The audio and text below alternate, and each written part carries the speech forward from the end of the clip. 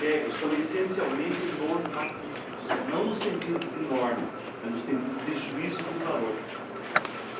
Ou seja, é uma análise que se faz em face do agente, do sujeito ativo de uma infração penal.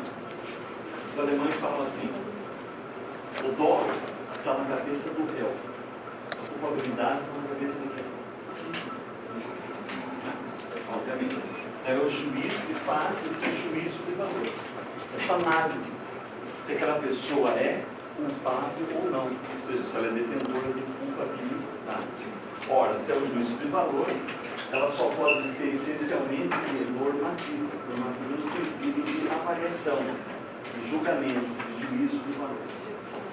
Porque a palavra normativa, ora, designa a própria norma, o direito posto, ora, no sentido axiológico, valorativo, material, assim. Cuidado, não posso finalismo. A culpabilidade, ela acabou se despindo daqueles aspectos subjetivos que existiam antes, né, do causalismo e do neoplatismo, e agora ela é essencialmente normativa. Por isso, qual é a teoria que vige atualmente com relação à culpabilidade? De acordo com os preceitos do finalismo. Lá no causalismo, qual era a teoria que vigia? Psicológica, né? No neocantismo, psicológico e normativo, que é o início das duas. E agora é essencialmente normativo, que é chamado de teoria normativa pura, ou extremada da culpabilidade. Pós-finalismo, pós-transverso. Tranquilo? Não vamos esquecer. O Rangel escreveu em 1930 no Brasil, só acabou chegando em 1970. Depois acabou se difundindo.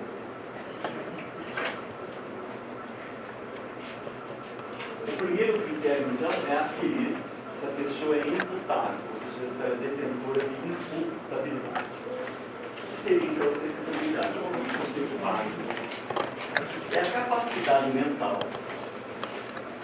que o sujeito tem de compreender, ou seja, de entender o caráter ilícito do fato que está praticando e de determinar-se de acordo com esse entendimento. Determinar-se no sentido de controlar, de conter-se. Então, nos manuais não está escrito assim, está escrito dessa forma, sem estar de parênteses. Então, isso aqui é uma avaliação que eu faço. É complicado para provas e concursos você ficar memorizando esses conceitos muito bons. Então, se você fosse para resumir em duas palavras de imputabilidade, é o binômio entender mais controlar-se. Eu entendo e me controlo. O cidadão, ele é mentalmente são, tem uma rigidez mental, ele entende o caráter criminoso que está praticando, né? E ele não se conteve, é como se fosse não e chegou ao resultado. Então o que se espera do mentalmente são? Ele se conteve. São chamados de freios inibitórios de todo cidadão, porque para ver sociedade. Se não passou pela sua cabeça de matar alguém, pode tirar alguma coisa na cabeça de alguém, dar uns tapas em alguém, foi deselegante com você, etc. Por que você não faz isso? Você tem que ser freio inibitório, você é imputável, então você se contém. O momento que você ultrapassar esse limite, essa linha e agredir, ou você lamenta a menção, aquilo nunca dá, por isso que o mentalmente são, ele pode se controlar, mas não se controla. Porque ele parte com a menção, homicídio, é isso. Por isso que quem é imputável pode sofrer pena privativa de liberdade. O doente mental não. O doente mental, até via de regra, ele consegue até entender o caráter criminoso, mas ele não se contém, ele acha que ele pode lançar o sinal.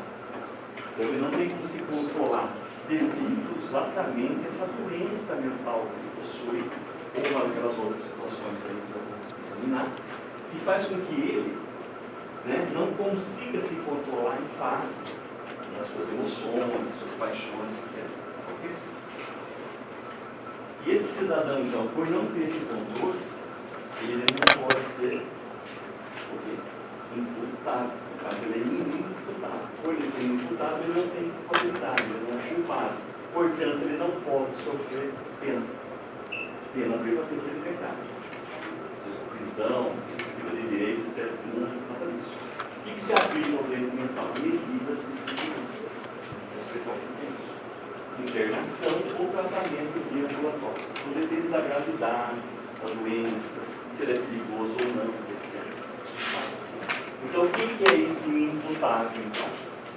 O inimputável é aquele que, contrário do sexo, não tem imputabilidade, ou seja, ele tem um entendimento, mas não se controla. E às vezes, dependendo do grau da doença, nem entendimento ele tem. Uma esquizofrenia, em último grau, por exemplo, uma paranoia, não tem nem esse entendimento.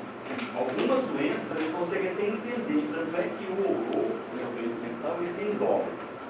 Se o dolo é composto, né, de vontade e consciência, ele tem, às vezes, essa consciência, essa vontade. O dolo ele não tem esse controle que normalmente, né, o cidadão, principalmente, são, tem. Ou seja, ele sendo inimputável, eu vou ter que absolvê-lo de forma imprópria e em seguida aplicar por de segurança e formalidade. Não, veja bem. É uma discussão. Normalmente não. Alguns psicopatas podem ser classificados como fenômeno experimental. Isso não pode ser quiser. Como é que se faz para aferir se o cidadão ele é ou não inimputável? Ele é submetido a um exame de sanidade mental. Então funciona assim.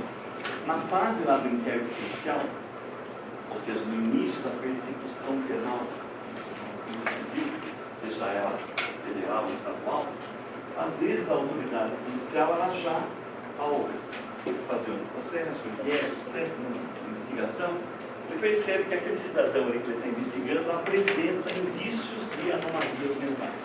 Então ele pode já, de forma precoce, né, no início, já fazer uma representação para o magistrado, via civil do promotor, para se instaurar o chamado incidente de insanidade mental. Está descrito lá no artigo 149 do CPP. Como é que funciona? Você tem o procedimento principal, e aí instaura-se esse incidente, esse processo vai paralisar o processo principal. E ele corre em atenso, junto, em anexo. Num outro processinho, se não tem a capinha, não tem outra cor, ele é juntado aqui, anexado ao processo principal. O processo principal fica parado. E aí se instaura esse procedimento, né? O juiz que autoriza ou não. Normalmente é lá na esfera judicial. Geralmente a do promotor da defesa. E o juiz, então, diante dos argumentos que são ali ofertados, ele acaba declarando o incidente. Esse cidadão, então, vai passar por uma junta médica, uma psiquiatra. O laudo vai ter 3 resultados, via de regra. Ou vai concluir que ele é mentalmente são, então ele é imputável e, portanto, ele pode então sofrer uma pena, e o processo retoma o seu curso e vai até o final, condenando ou absolvendo o cidadão. Segunda hipótese, o laudo vai dizer não, ele não é mentalmente são, ele é portador sim de uma doença mental. Ele vai dizer qual é, esquizofrenia, paranoia, etc. A psicopatia, que é, por exemplo, não é considerada uma doença mental. Eu vi alguns laudos recentes que estão jogando aqui, ó, na semi-instabilidade. Então, eu vou chegar aí, você entender. Via de regra, depressão, psicopatia não é uma doença mental. Mas, dependendo do grau, às vezes dá para encaixar aqui, alguns fronteiriços. Muito bem. Esse laudo, então, afirmando que esse cidadão tem uma doença mental, ok? O juiz, então, ele não pode mais pensar muito em condená-lo, nem absolver-o propriamente, para absolver-o de forma imprópria. O que é isso? Ele absolve o cidadão. Lógico que, mesmo ele sendo um doente mental, pode ser que ele esteja parado por um excludente desse tudo, por exemplo. Pode ser que o outro matou, o juiz absolve ele normalmente, essa absolvição própria. Mas, se o juiz entender que realmente ele tem grau de responsabilidade naquele ato, ou seja, de forma dolosa, não tem nada que exclua o crime, ele não pode condenar o cidadão mental como se normal fosse. O que ele faz? Ele absolve e em seguida ele aplica uma medida de segurança. Essa medida de segurança ela pode ser de duas espécies. Ou é tratamento via ambulatório, Então, obriga o cidadão a lá frequentar regularmente lá o médico, todo mês é emitido um laudo para acompanhamento, ou, dependendo da gravidade, eventual, ele vai para internação no hospital psiquiátrico, que é pior que a morte. Assista aquele filme, O Bicho de Sete Cabeças, lá, tem uma ideia, uma vaga ideia do que é o nosso sistema de hospitais.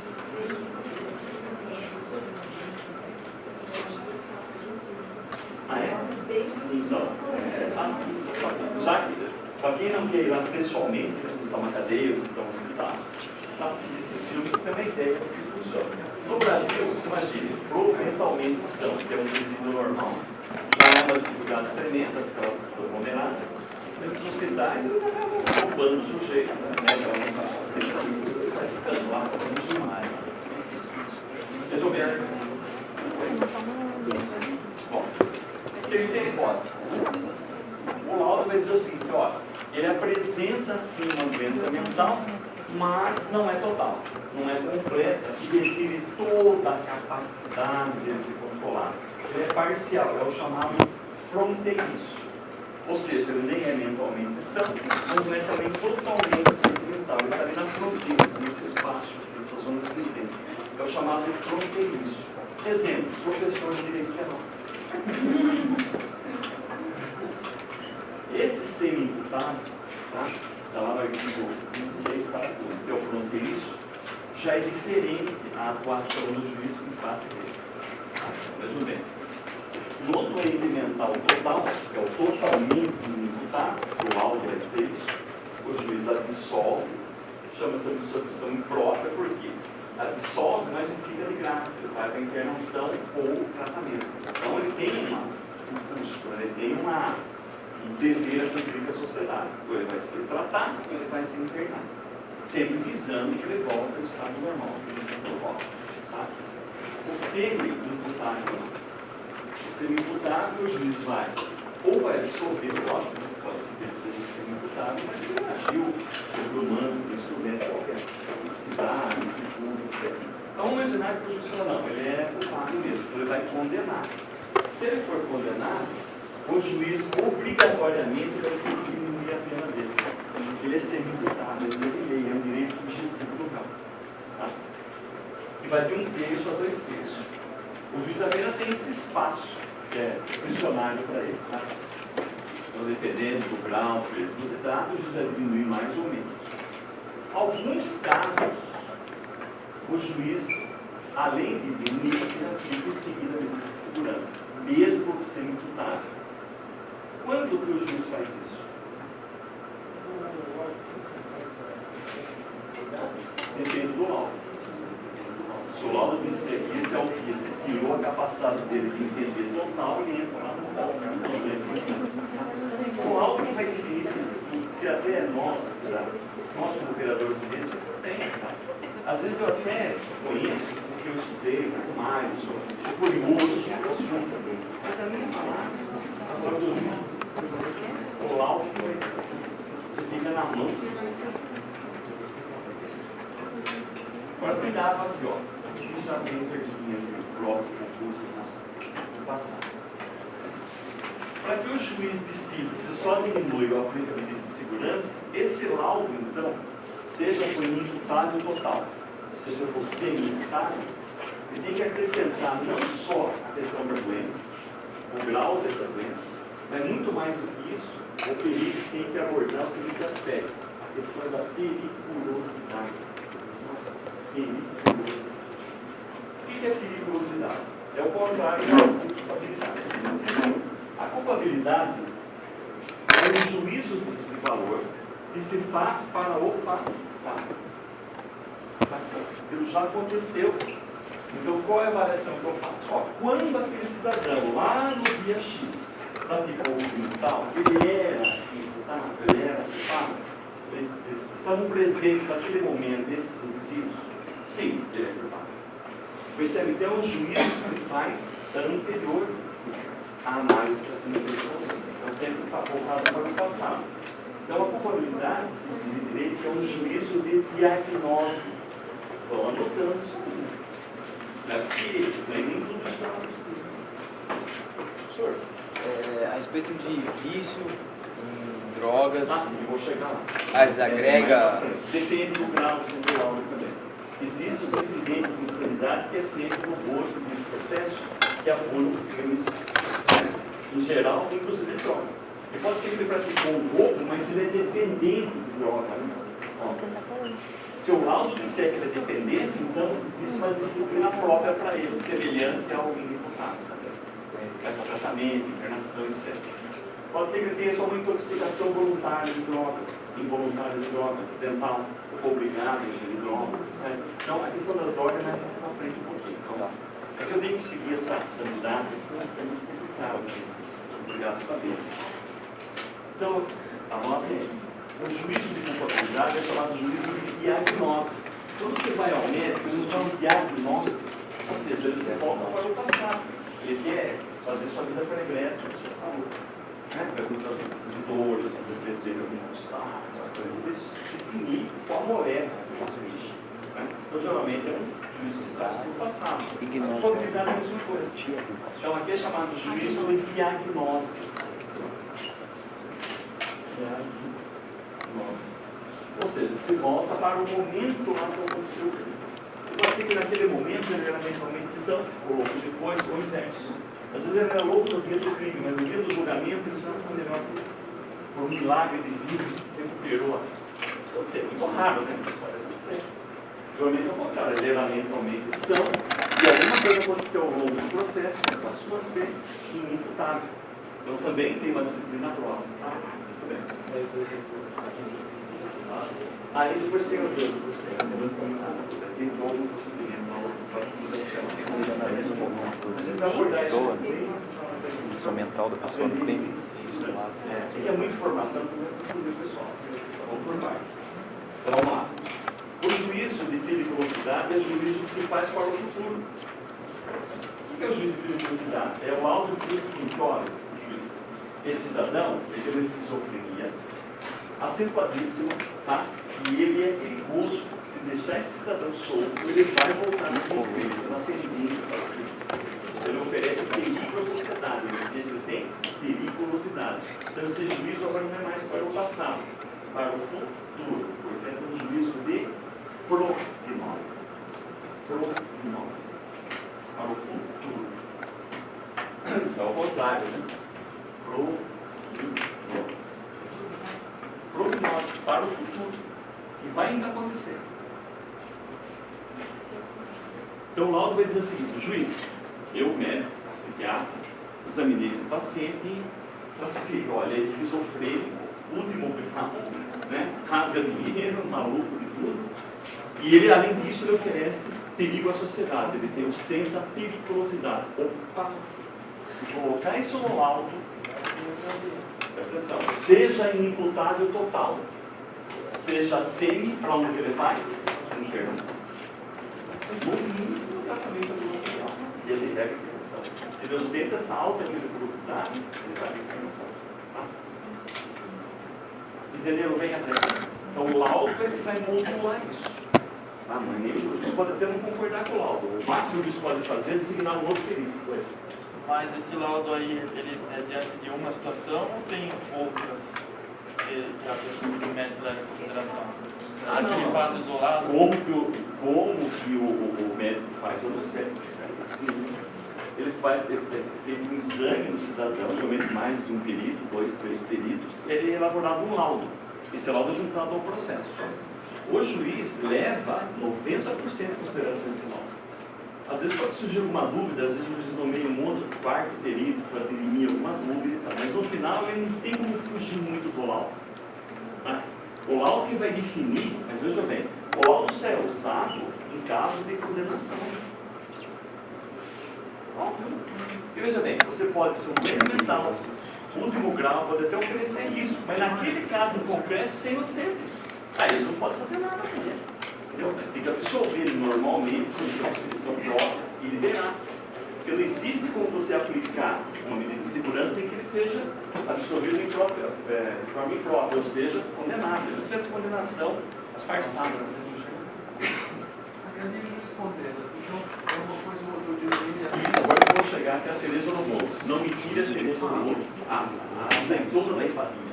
Vamos chegar lá. E aí é o próprio que eu não entendi isso. O que vai acontecer? No semi-imputado, ostentando a falta de periculosidade, o juiz, então, qual que é o caminho? Twitter aqui. Condena, diminui e, se for perigoso, aplica a medida de segurança. Tranquilo? Entenderam bem? Não. Ou ele diminui e parou aqui, ou ele diminui e aplica a medida de segurança. Nunca as duas ao mesmo tempo. Diminuir uma questão de termo de internação. Não, a pena. A pena. Ó, a pena, não, veja bem, ó. O semi-imputado, ele é um doente mental, mas ele é parcial. Tá? É uma doença que tirou o trânsito do entendimento, do controle dele, mas ainda há resquício, há resíduo desse entendimento. Então eu não posso absolvê-lo impropriamente. Então se o juiz resolve condená-lo, ele condena e por força de lei. Artigo 26, parágrafo único do Código Penal, o juiz é obrigado a diminuir a pena desse cidadão, porque não é um cidadão comum, não é normal. Ele é fronteiriço, ele está com pé na esquizofrenia total. Ele tem uma esquizofrenia, por exemplo, mas ela é, sei lá, 60%, vamos chutar, parcial, entendeu? E retirou uma parte da capacidade de entendimento dele. E vamos imaginar que, além disso, mesmo sendo parcial, ele ainda é perigoso, porque essa parcialidade já tornou ele perigoso. Ele já ostenta essa perigosidade no alto.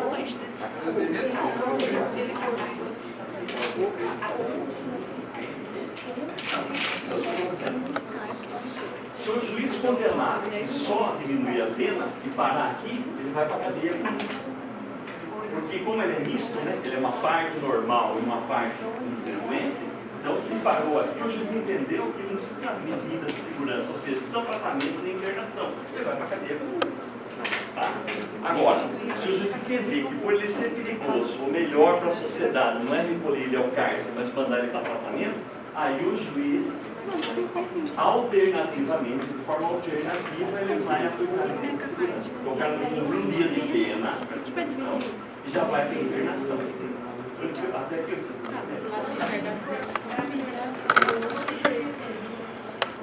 não tem que diminuir. É porque eu não sei quanto tempo você vai ficar internado. Por exemplo, eu fui condenado a 12 anos. 12 anos, diminui um terço. Quanto tempo ele vai cumprir? 8 anos. Se o juiz parasse aqui, ó, ele cumpriria 8 anos de penitenciário. Tudo fechado. Mas como o juiz está substituindo essa pena por medida de segurança, ele vai para 8 anos de internação no hospital. Exatamente. E aí o laudo, cada ano, ele vai fazer um laudo dele, para ver se ele melhorou ou não. Há situações, agora o STJ parou com essa brincadeira. O STJ entende que se é 8 anos que ele vai cumprir de cadeia, é 8 anos que vai cumprir de medida de segurança. Mas no passado ficava lá por 30 anos, que é o máximo que a pessoa pode ficar internada no preso do Brasil. Entenderam bem? Entenderam? Mas o laudo falar que ele não melhorou. Ele vai ficando, vai ficando. Aí vamos supor, chegou no 8º ano, no passado, até uns anos atrás, ficava 9, 10, 20, aí no máximo 30, aí nos 30 tem que soltar. Tem alguns cidadãos aí, malucos, que, como o direito penal já não pode mais fazer nada com ele, os promotores estavam pedindo interdição civil. O Chico Picadinho é o exemplo. Eu falar do Chico Picadinho, fala de Taubaté, levantava prostituta retalhando prostitutas, levantou uma, duas, ele foi condenado. Não, ele foi imputado, ficou 30 anos na rocha e depois tinha que soltar. E ele falou, não me solta, se me soltar eu vou matar meu. Ele falou, eu estava com quase 70 anos já. Eu vou matar.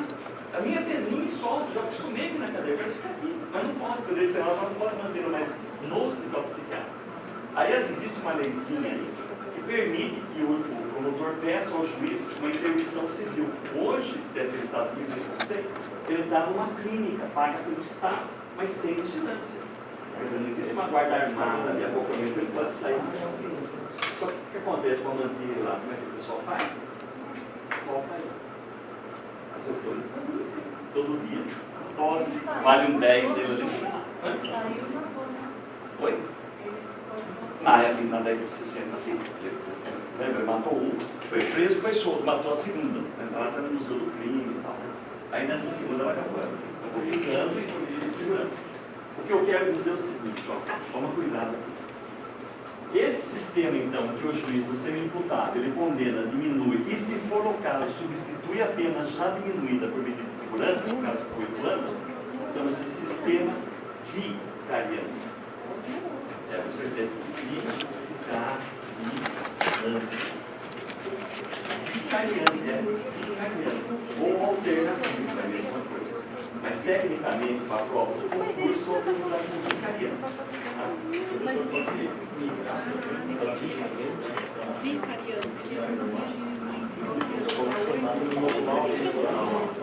Não, se ele já é, depende de lá do se ele cometeu o crime, ele já era louco desde o início. Mas quando ele é mesmo, depois ele volta. Mas não vamos entrar nisso aí, você vai pegar a medida de segurança lá. Vai pegar o pessoal aqui. O que eu queria fazer é o contraponto agora. Então, qual é o sistema que se chama, agora você vai tentar agora, atualmente, vicariano. Está muita conversa aí, é respeitável. Pode perguntar. Se tem alguma dúvida, você não precisa. Se tiver alguma dúvida, é mais fácil. Não fica atrapalhando eles, atrapalha lá. Alguma pode perguntar. Eu não entendi direito esse sistema aí. Ó, esse sistema é o seguinte, ó, o laudo vai dizer o seguinte, excelência, esse cidadão apresenta uma doença mental, só que não é total, é parcial. Tá? Mas mesmo assim ele oferece risco à sociedade. Então o juiz, se resolver condená-lo, ele condena, por força de lei diminuir a pena. Ponto. Pagou aí. Aí ele vai lá no laudo e fala, mas puxa vida, né? Eu não posso só diminuir a pena. Tem que acompanhamento. Ele é perigoso. Se eu soltar, esse cara vai matar de novo e vai sobrar para mim. O que o juiz faz? Manda ele para a internação. Então, essas duas etapas anteriores são obrigatoriamente cumpridas. Ele condena e diminui a pena. Ponto. Se o laudo nada mencionar sobre periculosidade, para por aí. Ele vai mandar o sujeito para a cadeia e vai cumprir lá 8 anos de prisão. Bom, cadeia pública. Mas não tem acompanhamento nenhum. Isso, porque ele é uma partição de uma parte diferente. Então, já que ele é uma partição, nada impede ele de ir para a cadeia. Por que não? Né? Porque o laudo está dizendo que ele não é perigoso. Ele tem uma doença mental, retirou parcialmente o entendimento, ele sabia o que ele estava fazendo. Ele vai para a cadeia. Agora, tem cidadãos que, mesmo sendo fronteiriço, mesmo sendo uma doença parcial, eles já ostentam a periculosidade. Já está caminhando para quase uma completa, né, distorção, descontrole. Aí o juiz fala, puxa vida, não posso soltar esse sujeito. O que eu faço? Bem soltado isso. Não. Veja bem. Ele só vai para a prisão se o laudo disser que ele não é perigoso. O laudo vai dizer assim, olha, ele só tem uma doença mental e retirou parcialmente capacidade. Ponto. Mas ele não é perigoso, ele é bonzinho. Aí o juiz só condena e vai para a cadeia. Normal. Como cidadão comum. Uma pessoa mentalmente sã. Às vezes o laudo fala, olha, além de ele ter uma doença que retirou parcialmente o entendimento dele, além disso, só isso já deixa ele perigoso. Opa, então ele está numa outra situação interessada. Ele é quase um inimputável, percebe? Então ele vai sofrer como se fosse inimputável. As mesmas consequências. Só que daí não posso mais mandar ele para a cadeia, porque na cadeia eu tenho que tratar dele. Aí eu aplico medida de segurança justamente para tirar esse perigo dele. Porque com o tratamento, a pessoa deixa de ser perigosa, ela volta depois para o convívio social. Está liberado, entendeu? Então o sistema, quando o juiz faz isso para o semi-imputável, chama de vicariano. Anotaram isso? Vamos fazer uma retrospectiva histórica para vocês entenderem isso aí. O Código Penal de 40 tem duas partes, né? A parte geral e a parte especial, não é isso? A parte geral vai do artigo 1º ao 120. Então, se não terá essa dúvida, pergunta. Vai fugir, depois eu pergunto. Ah, tá. E a parte especial vai do 121 a 361. Isso é o nosso Código Penal e assim até hoje. Falando nisso, eu fui fazer minha prova oral do delegado. Uma das primeiras perguntas que o examinador fez para mim do penal. Para quem Quem nunca fez esse normal não sabe como é que é. Funciona assim. Essa terceira fase, faz juiz como doutor, delegado. A terceira fase é pública, né? Você fica numa mesinha lá, bem desgraçado, com o microfone, a banca fica mais acima de você, já fica no corpo, né? Temor mesmo, patamar mais elevado, você fica mais inferior, né? Patamar menos elevado, com o microfone, com os alto-falantes, fica mais, no meu exemplo, tem quase 300 pessoas assistindo. Você fala. Se você fala uma bobagem jurídica, a pessoa começa a dar risada, tirar sarro. Aí já está descontrolado, mesmo. É complicado isso, meu irmão. E a primeira pergunta que eu sou de direito penal lá, o pastor Margolino, na USP, né? Eles são tudo meio gozadores, assim, sabe? Você fica tirando o sapo, sabe que ele está morrendo de medo ali, né? Então, ele está tirando um pelinho da gente. Aí ele falou assim, doutor José Luiz, pois não, excelência. O senhor estudou direito penal para vir fazer essa prova? Não, isso não. Me diga uma coisa, então, doutor. O nosso Código Penal lá no Ipanema, ele é dividido em quantas partes? Eu achei que ele ia perguntar assim, o RG do Nelson Guia, né? A cor da calcinha da Maria Helena Diniz, algo do jeito assim. Mas não, ele vai me perguntar quantas partes. Eu falei, sabe por que tem minha dúvida? É tão fácil, você fala, esse cara está com pegadinha, né? Está afinando, pô. Eu falei assim, duas. O senhor tem certeza? Eu falei,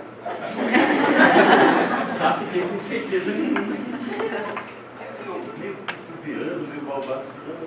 Bom, tudo bem, duas partes, beleza. Quais são essas partes? Eu falei, parte geral e parte especial. Olha a pergunta que me faz. Doutor, quantos títulos tem na parte geral? Quantos títulos tem na parte especial? Alguém já prestou atenção nisso?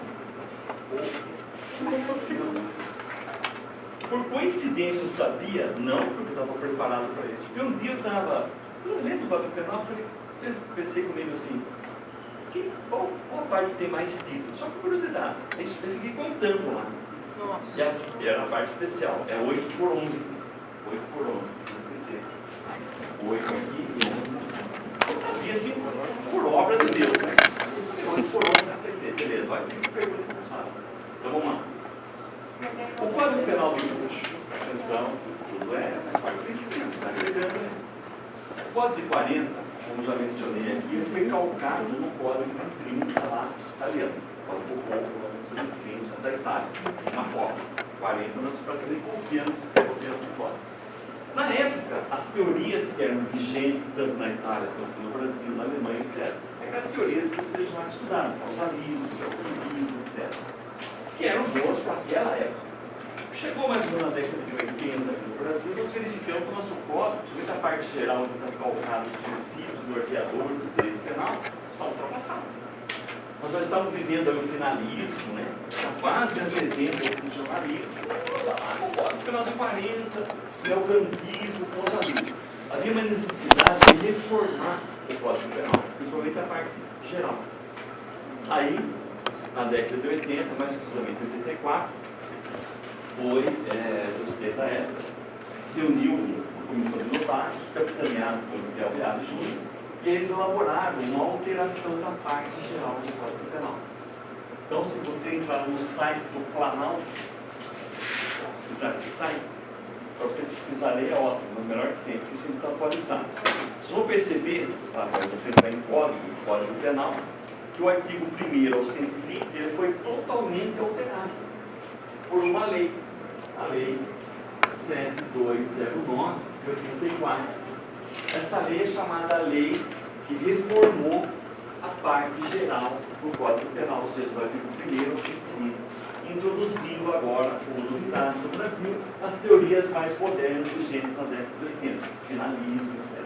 Tá? Tanto é que hoje se diz que o código ele é muito mais finalista, né, do que outra teoria qualquer. Entenderam até? Então, se você está no site... Oi?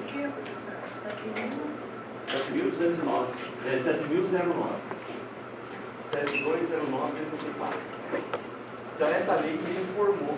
Se você entrar no site do Planalto lá, para que, em vez de deletarem, né, os artigos prévios, eles chamam polícia, assim,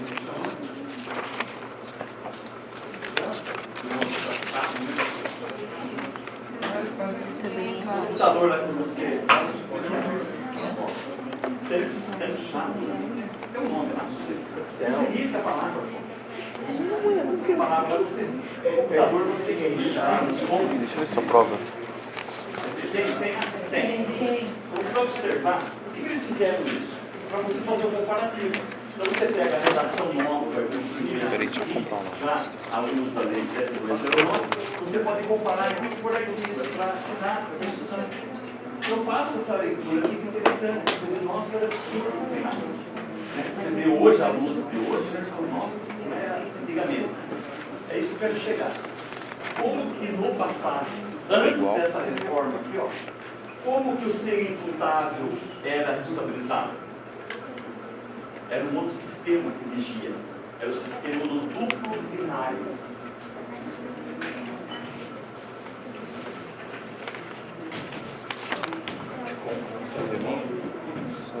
O que você tarda do duplo binário? Era o seguinte.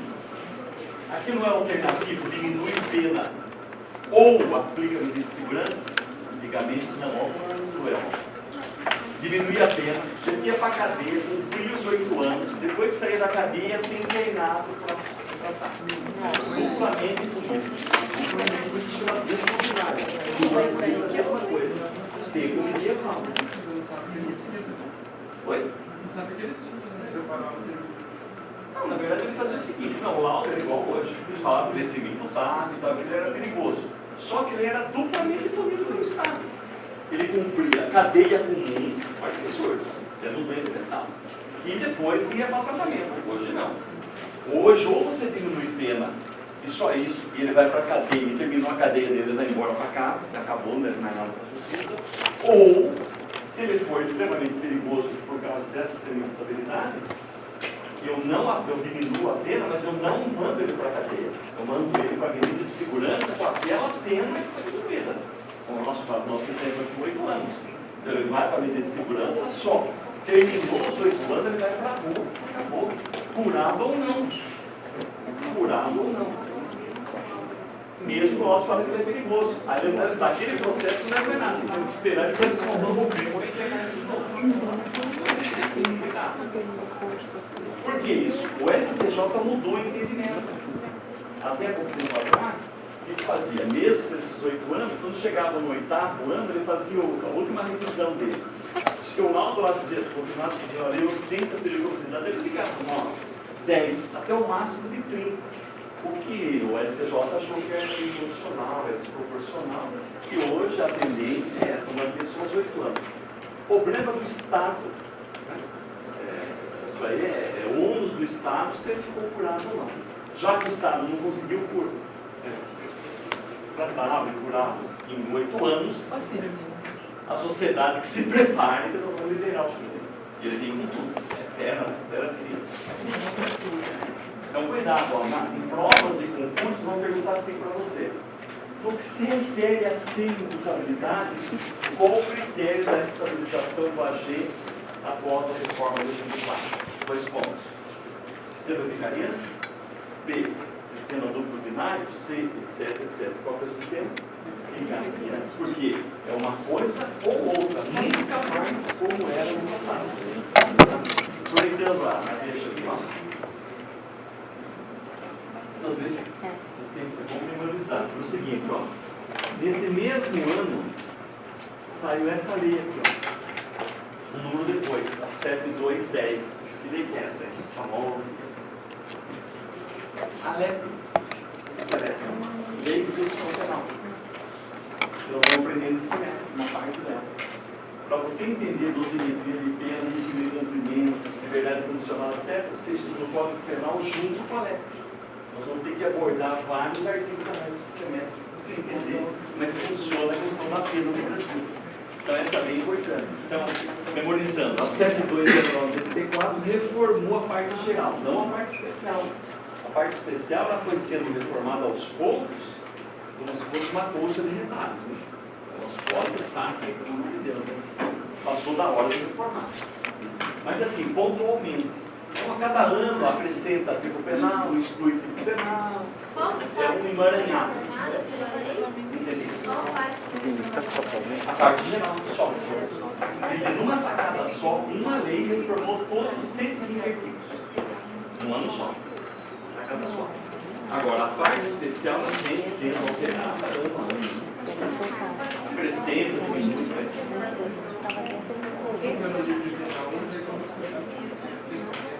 A parte geral, a parte especial é os crimes. Crimes, 121. E a parte geral, essa parte do estudo aqui, que é a base do direito, os princípios, o que é consumação, o que é dolo, o que é geral. Quer dizer, aplica-se para todos os crimes. Aí quando nós chegamos no mês que vem, nós vamos passar a estudar a parte especial do código, ou seja, do homicídio até o final. E a lei não mudou nada, ela instituiu a lei de execução penal. Essa lei, ela disciplina onde o cara tem que ficar preso, que tipo de cadeia que ele bateu para ele, o que é uma penitenciária, o que é uma colônia penal agrícola, regime prisional, progressão do regime, liberdade prisional, ela é muito extensa. Ela é considerada, pasmem, uma das melhores legislações do mundo, mas na prática é uma merda. Por causa do sistema prisional no Brasil, não por culpa do legislador, por culpa do sistema que não constrói unidades. Né? Por exemplo, o melhor sistema ainda é o colônia penal agrícola. Ainda é. Né? Causa menos incidência. Mas tem duas ou três lá no estado. Professor, nunca ouvi falar. É, colônia penal agrícola. São, no Rio de Janeiro, são duas, nós vamos mudar principalmente.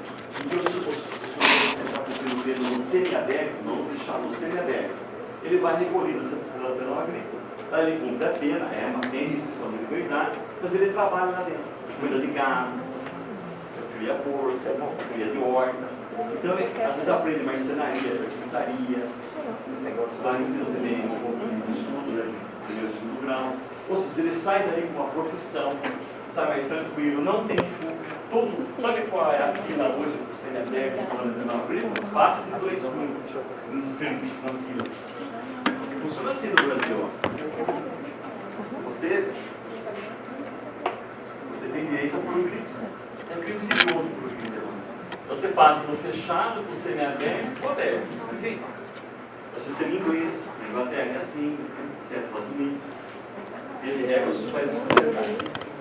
Por que é feito esse sistema? Porque você também não pode deixar o cara só preso, sem perspectiva de ele sair. Senão ele vira bicho lá dentro. Quando ele sair, ou ele vai fugir, ou ele vai sair um monstro. Então você. Mas ele fica, mesmo esse sistema que a gente é perigoso, então o sistema progressivo ele existe como ideia para evitar o seguinte, que ele saia mais perigoso do que ele já é. Ou seja, para que ele fique preso. Olha, vocês estão presos agora, mas se você se comportar, daqui a alguns anos você já vai para um outro sistema menos rigoroso. E no final você pode ir para casa do sistema aberto. Ou aberto, no caso. Digamos que fazer um curso nacional. Sim, claro, é evidente. Mas só que aqui os iluminados no Brasil pensam assim. É mais fácil esse curso que não oferecer, enfiar um outro de preço lá, acabou. E na verdade é assim. O custo, vamos dizer, pode ser até igual, ou mais, não importa, mas o custo social que você tem que ter, é verdade? Oi? Essa fechada, sim. O fundamento é esse. Para que você então cumpra uma pena depois que você é condenado, você tem um regime próprio para você cumprir. Adequado com o tipo do crime, com o seu perfil como preso, etc. Vai feito até um laudo, chama-se laudo concentrado, para definir que unidade você está. Então, como ideia, maravilhoso a lei. Só que esbarra no seguinte, por exemplo, o semiaberto. Vamos esquecer agora a colônia penal agrícola. Tem pouquíssimas vagas. Como que faz para você cumprir uma pena no Brasil no semiaberto? Não existe o CPP. Centro de Progressão Penitenciária. Em Hortolândia tem um, etc. Né? Também é um presídio diferenciado. Você não fica só preso. Durante o dia você pode trabalhar e à noite você se recolhe ao cárcere, sem escola. Né? Muita gente trabalha por aí para não ser carteirinha. Né? voltar até às 18 horas, ou 18h30, lá no presídio, né? Os horários evadidos. A fila também passa de 2.000, todo mundo reclama. Ninguém quer ficar no fechado. O fechado é o pior que existe, é a penitenciária. Você fica lá, preso, sem perspectiva de sair, morre de sol, no máximo. Então, a maioria dos presos quer rapidamente progredir. E progredir o melhor sistema que existe, que é a coleta penal agrícola. Aí já está cheio de candidatos, não tem como. Você entra na fila. Aí você faz a opção para você ter. Que não é o ideal, né? A coleta penal agrícola, melhor do que a judiciária. E depois o semiaberto e o centro-aberto. No Brasil seria a casa do albergado. Sabe quantas casas do albergado tem no Brasil? O que é o mercado? Vocês acham que tem? negócio aí não tinha acabado. Nenhuma. É previsto em lei, mas nenhum governante Acabou criou a casa do albergado. Seria uma casa, sujeito lá durante o dia também, assistir palestra, assistir aula, sabe? Passar por psicólogo, maravilha, com a mulher, mas não tem ninguém que criou. Aí o que os juízes fazem quando você tem direito aberto, mas não tem casa do albergado? Pode manter você no semi-aberto?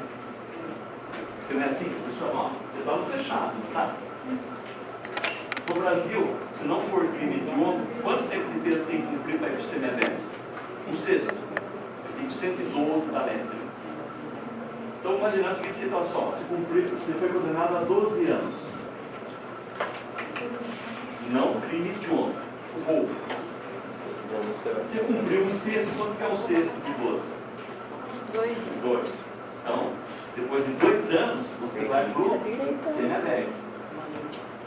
Qual pena resta para você cumprir? 10 anos. Aí você cumprir mais um sexto de 10, você vai para o aberto. O aberto seria você ser encaminhado lá para a casa do albergado. Como não tem, o juiz fica no dilema. Manter você no semi-aberto é ilegal, é injusto. Ou jogar você para sua casa. Não é adequado, não está na lei, mas é o que os juízes fazem hoje em dia. Ele vai para a BAD. São albergue domiciliar. Tem vigilância, não tem nada. Acabou mesmo, está liberado. Então, no Brasil, só se cumpre pena pelo semi-aberto. O PAD, ele existe, está na lei, está na lei. Não é para esse tipo de preso. O PAD é para alguns presos especiais, maiores de 70 anos, aidéticos, não é gestante, doenças graves em geral, AIDS, etc. Tudo bem. Aí, os juízes pensam assim: puxa vida, como é que eu faço? Você está me pedindo para ir para a casa do albergado. O Estado, o Executivo, não constrói as casas do albergado. Eu posso manter esse sujeito aqui no semi-aberto indefinidamente? Percebe? E depois de um certo tempo, coloca um sexto de 10. Às vezes a pessoa fica anos e anos aqui, às vezes cumpre toda a pena no semi-aberto, porque hoje não tem juiz que não libera. O juiz que é mauzinho, né? Aí o juiz, se não tiver um bom advogado que vai fazer o freio, etc., cumpre todos os 10 anos no semi-aberto. Então depois de um certo período,